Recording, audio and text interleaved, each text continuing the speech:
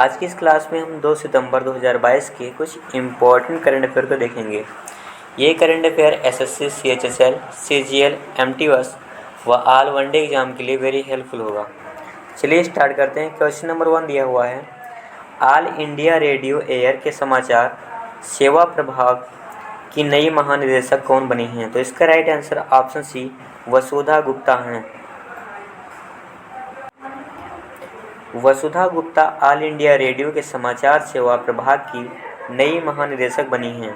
इन्होंने एन वेणुधर रेड्डी का स्थान लिया है। ऑल इंडिया रेडियो एयर को आधिकारिक तौर पर 1957 से आकाशवाणी के रूप में जाना जाता है। यह भारत का राष्ट्रीय सार्वजनिक रेडियो प्रसारक है और प्रसार भारती का एक प्रभाग है। इसकी स्थापना 1936 को हुई थी और इसका मुख्यालय नई दिल्ली में है। क्वेश्चन नंबर 2 दिया हुआ है, G20 देशों की पर्यावरण और जलवायु मंत्री स्तरीय बैठक 2022 कहाँ आयोजित हुई है? तो इसका राइट आंसर ऑप्शन बी बाली है, जो कि इंडोनेशिया में लोकेटेड है। इस बैठक का उद्देश्य G20 सदस्य देशों और वैश्विक स्तर पर भूमि क्षरण को रोकने के साथ किसी को नुकसान न पहुंचाने के सिद्धांत का पालन करने के लिए मौजूदा ढांचे के कार्यान्वयन को मजबूत करना है। भारत की तरफ से इसकी अध्यक्षता भूपेंद्र यादव करेंगे, जो कि केंद्रीय पर्यावरण मंत्री हैं। G20 के बारे में कुछ इम्पोर्टेंट पॉइंट को देख लेते हैं। G20 का फुल फॉर्म ग्रुप ऑफ 20 है। G20 में 19 देश और एक यूरोपियन संघ EU का समूह है। इसकी स्थापना 26 सितंबर 1999 को हुई थी। भारत G20 का एक हिस्सा है। G20 का पहला सम्मेलन अमेरिका में 2008 में हुआ था और 16वां G20 सम्मेलन 2021 में इटली में हुआ था तथा 17वां G20 सम्मेलन 2022 इंडोनेशिया में हुआ था और 18वां G20 सम्मेलन 2023 भारत में होगा। क्वेश्चन नंबर 3 दिया हुआ है, छात्रों को घर बैठे शिक्षा उपलब्ध करवाने के लिए किस राज्य केंद्र शासित प्रदेश ने भारत का पहला वर्चुअल स्कूल लॉन्च किया है? तो इसका राइट आंसर ऑप्शन ए दिल्ली है। दिल्ली के मुख्यमंत्री अरविंद केजरीवाल ने दिल्ली में देश का पहला Delhi model virtual school launch किया है। वर्चुअल स्कूल में विद्यार्थियों का ऑनलाइन असेसमेंट किया जाएगा।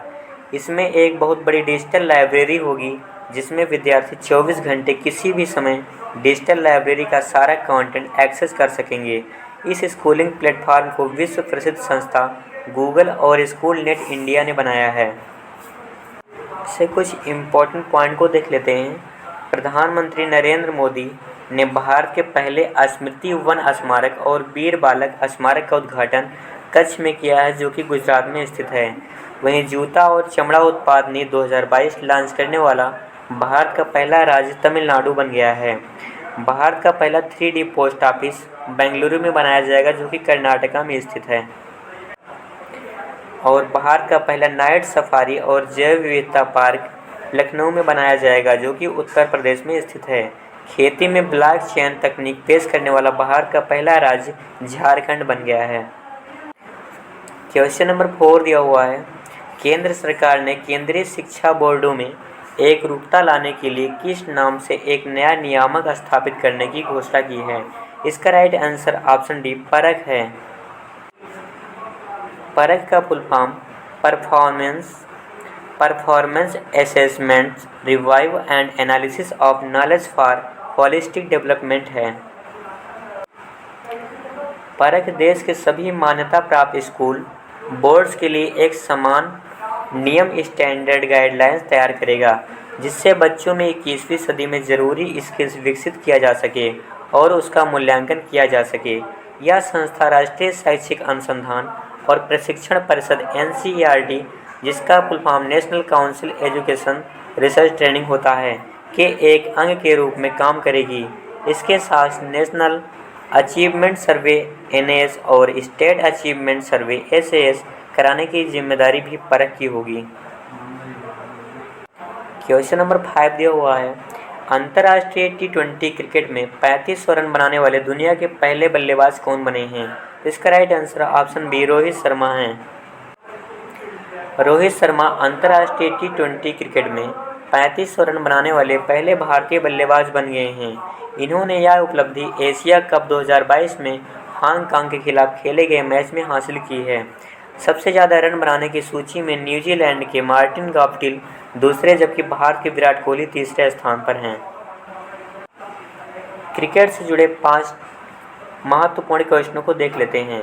अंतर्राष्ट्रीय क्रिकेट के तीनों प्रारूपों में 100 मैच में खेलने वाले भारत के पहले खिलाड़ी विराट कोहली हैं। 600 T20 क्रिकेट मैच खेलने वाले दुनिया के पहले क्रिकेटर कीरोन पोलार्ड हैं, जो कि वेस्ट इंडीज़ के हैं। वहीं अंतर्राष्ट्रीय T20 क्रिकेट में 500 डॉट गेंद फेंकने वाले दुनिया के पहले गेंदबाज भुवनेश्वर कुमार हैं, जो कि भारतीय खिलाड़ी हैं।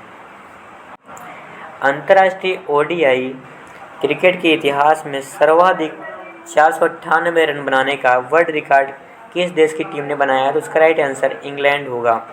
और भारतीय टेस्ट क्रिकेट के इतिहास में सबसे तेज अर्धशतक बनाने वाले बल्लेबाज ऋषभ पंत हैं। क्वेश्चन नंबर 6 दिया हुआ है, पहला होम्योपैथी अंतर्राष्ट्रीय स्वास्थ्य शिखर सम्मेलन 2022 कहाँ आयोजित हुआ है? इसका right answer option D Dubai है, जो कि संयुक्त अरब अमीरात में स्थित है। होम्योपैथी अंतर्राष्ट्रीय स्वास्थ्य शिखर सम्मेलन का आयोजन बर्नेट होम्योपैथी प्राइवेट लिमिटेड द्वारा किया गया था। भारत और दुनिया भर के कई प्रमुख और बेहतरीन डॉक्टरों ने भी शिखर सम्मेलन में भाग लिया था। इस शिखर सम्मेलन का उद्देश्य चिकित्सा, दवाओं और प्रथाओं की होम्योपैथिक प्रणाली को शिक्षित और बढ़ावा देना है। इसकी theme disease caused by climate change and global warming है। क्वेश्चन नंबर 7 दिया हुआ है, वर्ष 2024 तक दुनिया का सबसे बड़ा धार्मिक स्मारक वैदिक तारामंडल कहाँ बनाया जाएगा? तो इसका राइट आंसर ऑप्शन ए मायापुरी है, जो कि वेस्ट बंगाल में स्थित है। यह धार्मिक स्मारक दुनिया का सबसे बड़ा गुंबद भी होगा, जो वैदिक तारामंडल मेहमानों को ब्रह्मांडीय निर्माण के विभिन्न हिस्सों की सैर कराएगा। इसे बनाने में 100 मिलियन अमेरिकी डॉलर खर्च किया जाएगा। इस मंदिर की ऊंचाई 113 मीटर तक होगी तथा मंदिर का निर्माण पूरा होने पर वेटिकन में सेंट पॉल कैथेड्रल और आगरा में ताजमहल से भी बड़ा होगा। क्वेश्चन नंबर 8 दिया हुआ है, कृषि त्यौहार नुआखाई जुहार 2022 किस राज्य में मनाया गया है? इसका right answer option C Orissa है। नुआखाई का शाब्दिक अर्थ नया खाना है। यह ओडिशा राज्य का प्रमुख पर्व है, जो गणेश चतुर्थी उत्सव के एक दिन बाद विशेष रूप से उड़ीसा के पश्चिमी भागों में मनाया जाता है। यह एक तरह का कृषि पर्व है, जिसमें पैदा होने वाली नई फसल जैसे धान का स्वागत बड़े उत्साह के साथ किया जाता है। पिछले टॉप 5 महोत्सव को देख लेते हैं। खार्ची महोत्सव 2022 त्रिपुरा में सेलिब्रेट किया गया है। साओ जोआओ उत्सव 2022 गोवा में सेलिब्रेट किया गया है। वहीं बैखो त्यौहार 2022 असम में सेलिब्रेट किया गया है और सूफी महोत्सव 2022 जम्मू कश्मीर में सेलिब्रेट किया गया है तथा कांगड़ा घाटी ग्रीष्म महोत्सव 2022 धर्मशाला, जो कि हिमाचल प्रदेश में स्थित है, यहाँ पर सेलिब्रेट किया गया है। क्वेश्चन नंबर 9 दिया हुआ है, राष्ट्रीय पोषण सप्ताह 2022 नेशनल न्यूट्रिशन वीक 2022 कब से कब तक मनाया जा रहा है? इसका राइट आंसर ऑप्शन ए 1 सितंबर से 7 सितंबर तक है। राष्ट्रीय पोषण सप्ताह भारत में प्रतिवर्ष 1 से 7 सितंबर तक मनाया जाता है। इस सप्ताह को मनाने का मुख्य उद्देश्य बच्चों के स्वास्थ्य की रक्षा हेतु उचित पोषण के महत्व के विषय में जन जागरूकता पैदा करना है। इस बार की theme celebrate a world A flavours है। क्वेश्चन नंबर 10 दिया हुआ है, भारत ने जैव विविधता संरक्षण के लिए किस देश के साथ समझौता ज्ञापन पर हस्ताक्षर किए हैं? इसका right answer option B Nepal है। इस समझौते का उद्देश्य दोनों देशों के बीच वन जैव विविधता संरक्षण और जलवायु परिवर्तन के क्षेत्र में सहयोग को मजबूत करना है। इसके साथ साथ इसमें भारत नेपाल कॉरिडोर की बहाली और आसपास के क्षेत्रों में वन संरक्षण व जैव संरक्षण के उपायों का प्रावधान रहेगा। नेपाल से रिलेटेड इम्पोर्टेंट पॉइंट को देख लेते हैं। नेपाल भारत का पड़ोसी देश है और एशिया महाद्वीप में स्थित है। नेपाल की राजधानी काठमांडू है तथा इसकी करेंसी नेपाली रुपया है। नेपाल के राष्ट्रपति विद्या देवी भंडारी हैं और प्रधानमंत्री शेर बहादुर देउबा हैं। नेपाल भारत के 5 राज्यों झारखंड, उत्तर प्रदेश, बिहार, पश्चिम बंगाल और सिक्किम को छूता है।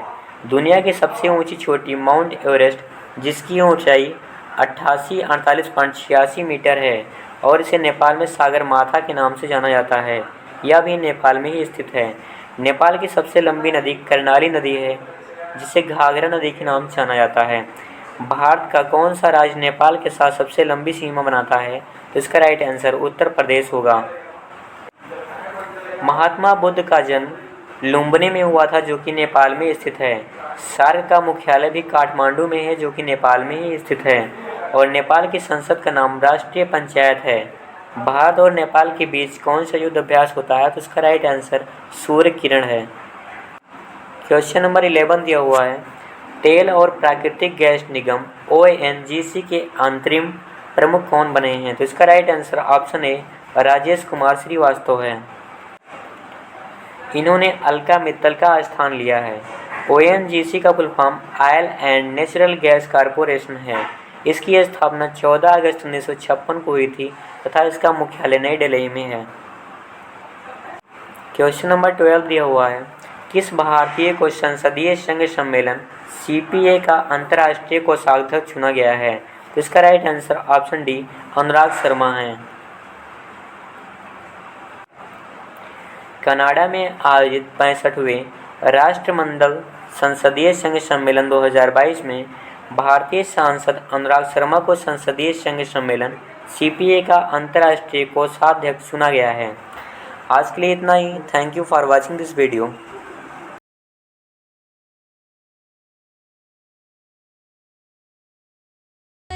रब का बंदा मैं भी रब की बंदी हूँ,